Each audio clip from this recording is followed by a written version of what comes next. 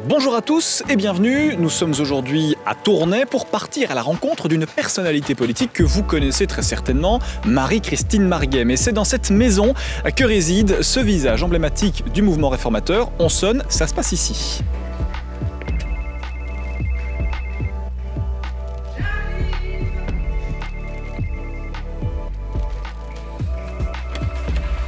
Bonjour Marie-Christine. Sam, comment allez-vous?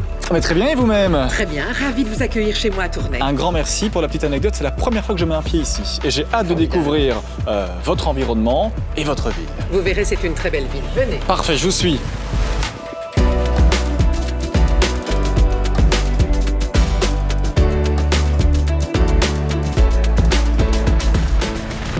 Marie-Christine Marguem, nous sommes chez vous, ici en plein cœur de Tournai, dans votre sublime demeure, avec, on le voit, autour de nous, plein de plantes. Alors pourquoi, Marie-Christine, est-ce important pour vous d'être entourée de toute cette verdure? Alors tout d'abord, c'est affectif. J'aime bien être entourée de plantes qui ont une histoire. D'ailleurs, elles portent des noms. Derrière moi, vous avez des yuccas, et donc ils portent le prénom d'Irène, qui est celui de ma grand-mère. Toutes les autres plantes qui sont ici, je les ai eues aux uns aux autres, et certaines portent leur prénom parce que je n'ai pas toujours retenu non plus l'origine. Par exemple, j'ai reçu un rhododendron de Benoît Friard, et Benoît se trouve dans le fond de mon jardin. J'ai reçu un olivier d'un olivier, qui se trouve juste à côté aussi dans mon jardin, même chose. Là, derrière vous, vous avez un strelitzia qui me vient d'un certain Raphaël. Donc, toutes ces plantes sont là et je leur parle. Certaines d'entre elles, d'ailleurs, sont passées à travers la mort, vraiment comme Gandalf dans Le Seigneur des Anneaux, parce qu'elles ont eu des maladies ou des insectes se sont acharnés sur elles et j'ai réussi à les sauver et j'adore ça.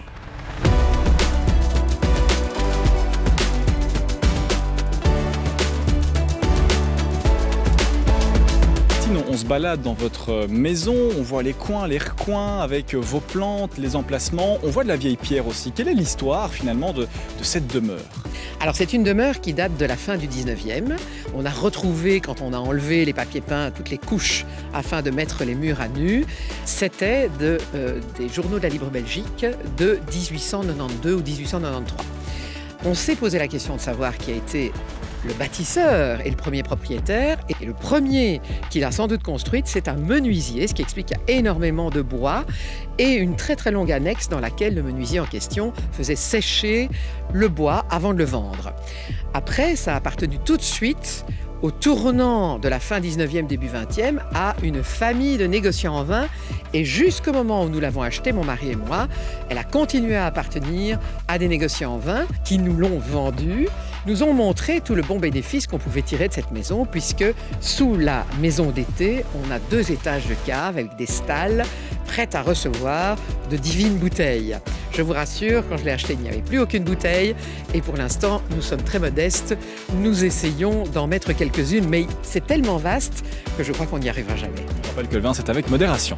Mais dans le vin se trouve la vérité aussi.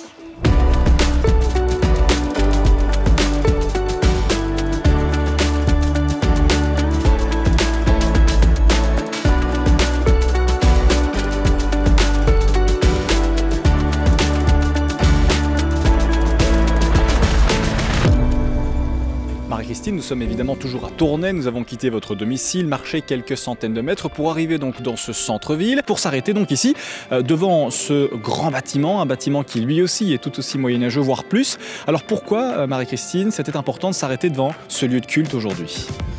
Tout d'abord parce que ce monument, donc la cathédrale de Tournai, est le siège de l'évêché, donc l'évêché du Hainaut, et l'évêque, donc le 100e évêque de Tournai, y a sa résidence et y officie. Donc les messes sont régulièrement données ici et célébrées dans ce vénérable bâtiment qui est dédié à Notre-Dame. Ça, c'est la première chose. La deuxième chose, qui est plus personnelle, c'est que je suis née au bord de l'Escaut, qui est juste à quelques mètres de la cathédrale, puisqu'elle est au pied, sur la rive gauche de l'Escaut, au pied de l'Escaut. Et j'ai vu toute ma vie, dans la maison familiale, cette image exceptionnelle de 5 tours et d'un bâtiment comme un vaisseau immense qui est là, qui tient la garde et qui montre la direction et qui se voit de très loin. Donc à l'époque, tous les pèlerins qui rejoignaient la cathédrale voyaient de très loin, de toutes les directions, ces nobles tours. La dernière chose qui est importante et qui est encore plus personnelle évidemment, c'est que c'est ici que nous avons créé la Cantate aux étoiles, qui a été écrite et produite par André Ouénien, l'un des directeurs du Conservatoire de Tournai où j'ai fait mes classes de déclamation, d'art dramatique et de diction. Et ici, j'ai rencontré en la personne du chef d'orchestre qui tenait la baguette de l'orchestre, l'homme de ma vie, avec qui je suis mariée aujourd'hui.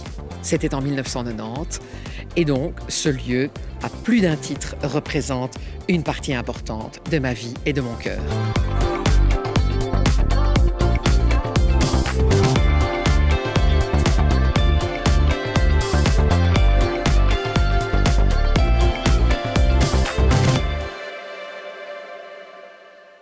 Un, deux, trois. Alors Marie-Christine Marguem, on a découvert Tournai, vous nous avez fait visiter cet environnement que vous connaissez bien. Maintenant, on va tenter de mieux vous découvrir, mieux vous connaître, notamment sur le parcours politique. Vous êtes un visage emblématique du Parti libéral du MR, vous avez été pendant plusieurs années, vous l'êtes encore d'ailleurs, député, et puis aussi mythique, emblématique ministre de l'Énergie. Cette année, vous avez fêté vos 20 ans au Parlement fédéral. Revenons sur le début de cette histoire. Quand est-ce que ça a commencé finalement ? Quand est-ce que vous avez commencé la politique?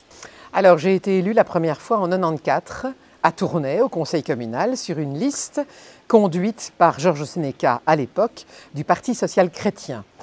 Et peu de temps après, je me suis intéressée, parce qu'on m'y a attraite, à la vie du parti. Donc j'ai fait partie de l'association des mandataires locaux et Gérard Depré, qui était le président du PSC à l'époque, faisait bien attention dans son parti à découvrir les gens qui avaient de la visibilité.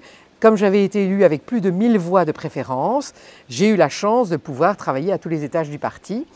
Ensuite, quand Gérard Depré a lancé la réflexion qui consistait à dire qu'il faudrait que tout le Parti social-chrétien fasse mouvement avec le PRL et le FDF qui étaient à l'époque en cartel, afin de rassembler un grand nombre d'électeurs et ainsi de faire pièce dans un scrutin proportionnel au grand nombre d'électeurs du Parti socialiste, le PSC n'a pas répondu présent en totalité. Donc la gauche du PSC s'y est refusée et j'ai eu la chance à 30 ans de créer avec quelques-uns et Gérard Depré le mouvement des citoyens pour le changement qui va faire mouvement, c'est le cas de le dire, avec le PRL-FDF qui deviendra le mouvement réformateur d'aujourd'hui. Et je ne m'attendais pas, quand j'ai commencé en 1994, j'avais 30 ans, je ne m'attendais pas à vivre de manière si exaltante et si palpitante un parcours politique ascensionnel comme celui-là, puisque de simples conseillères communales que nous étions dans l'opposition à l'époque, je deviendrai échevine dans la majorité, échevine des finances, et ensuite, en 2003, pour la première fois, député fédéral. Alors, avec toutes ces années d'expérience politique, y a-t-il un moment important de cette carrière, un élément, un événement dont vous vous souvenez, une anecdote en quelque sorte, quand vous étiez échevine, quand vous êtes devenu député ou même ministre de l'Énergie? C'est vrai que sur cette thématique, on vous a beaucoup vu, beaucoup entendu, encore aujourd'hui. Il y avait des choses un peu extraordinaires avec mes contradicteurs écolos au niveau du Parlement fédéral quand j'étais ministre. Donc je me souviens qu'un jour, l'inénarrable Jean-Marc Nollet est arrivé avec un cajot en plastique en disant « j'ai 100 questions à poser à la ministre ». Là-dessus, j'ai saisi mes cheveux, j'ai fait un chignon et j'ai dit « écoutez, j'ai toute la nuit devant moi et vous serez fatigués avant moi ». Tout le monde s'est marré, évidemment. Ça a d'ailleurs été repris au JT de la RTB, je crois. Et en plus, à un moment donné, il insistait tellement pour connaître les détails de mon agenda, parce qu'il allait très loin dans la précision et dans l'indélicatesse finalement, parce qu'il voulait savoir à quel moment précis j'avais rencontré un tel ou pas rencontré un tel. Donc prouver un fait négatif est impossible, donc ça devenait complètement surréaliste. Et donc je lui ai dit, écoutez, vous pouvez essayer de m'ouvrir à peu près en substance, vous pouvez essayer de m'ouvrir comme une boîte de conserve, mais mes sous-vêtements, vous ne les aurez pas. Ou quelque chose comme ça. Et donc ça, évidemment, ça a aussi été assez assez rigolo parce que ça prêtait plutôt à rire dans un moment un peu dramatique ou un peu tendu et ça a permis peut-être, je l'espère, de détendre l'atmosphère. Y a-t-il, sur le parcours qui a déjà été réalisé, d'éventuels regrets? Est-ce qu'il y a des choses que vous n'auriez peut-être pas fait avec le recul? Et puis surtout, en regardant vers le futur, quels sont vos autres projets? Quelles sont vos ambitions pour l'avenir? Alors, dans toutes les orientations que j'ai vécues et prises dans le cadre politique, je n'ai aucun regret. Je referai les choses de la même façon.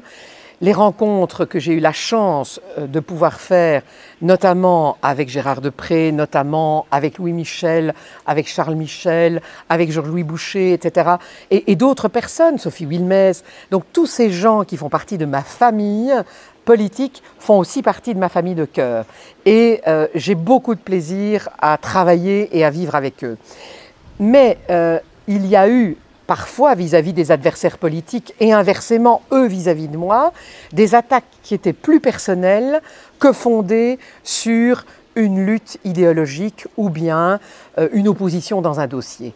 Et ça, je trouve qu'il faut essayer de s'en garder le plus possible. Mais quand vous êtes dans le feu de l'action, même parfois moi, et je le regrette, j'ai parfois répondu avec la tonicité et la vivacité qu'on me connaît sur le même ton. C'est-à-dire que j'ai été attaquée personnellement, parfois de manière très insultante et très grossière. Je n'ai jamais été grossière ni insultante, mais j'ai été sévère. Et c'est vrai que j'ai un aspect qui peut paraître sévère. Et vous l'avez dit tout à l'heure, finalement, est-ce qu'on vous connaît vraiment? C'est un peu qui a peur de Marie-Christine Marguem. Et comme qui a peur de Virginia Woolf, finalement, est-ce qu'on connaît vraiment cette romancière et pourquoi un jour on a pu dire qui a peur de cette romancière? Quel est votre message à cette jeune génération qui hésite, qui se tâte ou qui est là actuellement mais qui voit un petit peu ces gens qui critiquent fort? Mais moi, je commencerai par donner un message aux représentants politiques de tous âges et de tous les partis en disant plongez-vous dans la société et dans toutes les générations de la société, allez dans tous les endroits, de préférence les endroits où on ne vous attend pas, et soyez accessibles aux gens, parlez-leur et surtout soyez gentils avec eux. Parce qu'il n'y a que comme ça qu'on peut commencer à dialoguer et vraiment comprendre qui on a en face de soi et quelles sont les attentes légitimes, évidemment, de toutes les générations de la société. Et une fois qu'on a ce contact, on peut commencer à travailler en confiance et on peut dire eh bien, pourquoi ne vous engageriez-vous pas? Pourquoi n'essayeriez-vous pas de travailler avec nous pour un objectif, pour un dossier, et puis après de manière plus pérenne, et ainsi de suite. Donc il ne s'agit pas tout de suite d'être élu, il ne s'agit pas tout de suite non plus d'embrigader, certainement pas. Il s'agit de travailler à des objectifs en commun et de mettre à une jeune génération, voire à une jeune génération qui n'est peut-être pas jeune physiquement, mais qui s'engagera pour la première fois en politique, le pied à l'étrier. C'est ça qui est important. Merci beaucoup Marie-Christine pour cette découverte et pour cette agréable interview. Merci Kassem.